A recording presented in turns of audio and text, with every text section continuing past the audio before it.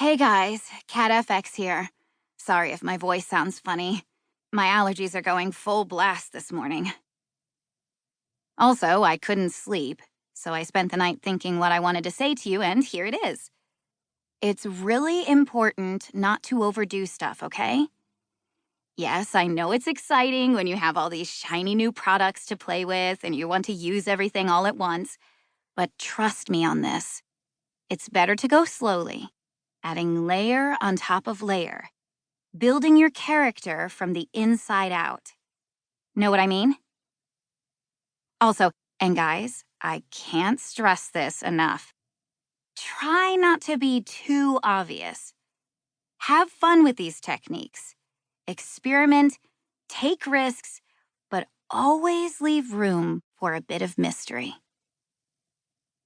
Tonight, my face was seafoam blue.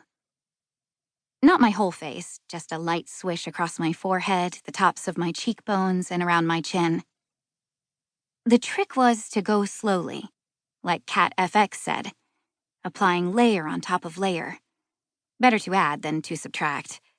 Build the character from the inside out. And to be who I imagined, my mental mermaid, I couldn't just slather on a ton of blue pigment. My mermaid's superpower was a kind of camouflage, blending into her surroundings, slipping undetected through sunken ships, escaping deadly sea monsters, coming up for air when necessary. The other thing I'd decided was that she was a collector. So when she won a battle or discovered buried treasure, she would always decorate herself with souvenirs, to never forget what she'd been through, what she'd seen, to make it part of herself forever. Which was why I was gluing a plastic pearl to my eyebrow when I heard the grunch. My stomach clenched.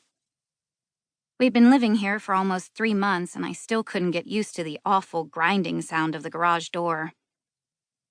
But at least it gave me warning.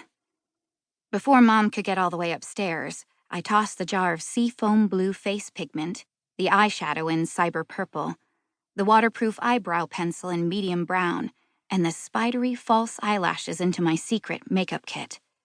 Then I slid it under my bed, all the way to the farthest corner, tossing in an old sneaker to hide it. The shoebox marked M stayed on my desk, visible. I checked the clock. Only 8:35. Mom clomped up the stairs in her thick-soled jungle mocks, which I'm pretty sure is the official footwear of ER nurses when they aren't wearing sneakers. Just in time, I beat her to the door of my bedroom. "Hey, honeybee," she called as she reached the top step. In her wrinkled spearmint green scrubs, she looked droopy, like a plant you forgot to water. When she smiled, you could see how hard her face was working. "Is that the mermaid?"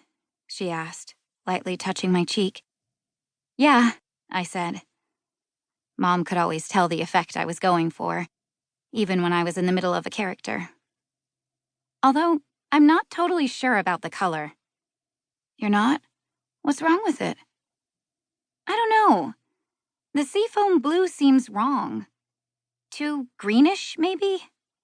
And I'm not getting that shimmery underwater effect. I followed all the directions, but..." I shrugged.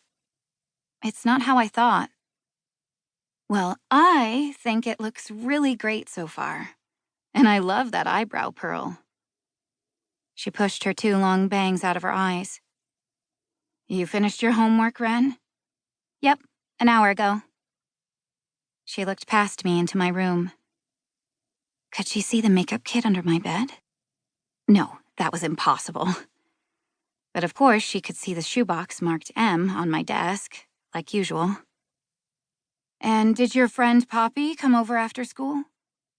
Mom always called her your friend Poppy, like she thought she needed to remind me that everything was different now. I had a real friend. "Mom, Poppy has soccer. Remember I told you?" "At least twice. No, more than that." "And why are you home so early?" "Again." "Another mix-up with scheduling. My supervisor keeps overstaffing." Mom leaned against my door and shut her eyes. For a few seconds, I just watched her. With all the changes in her schedule, I knew she hadn't been sleeping well. Not during the night, anyway.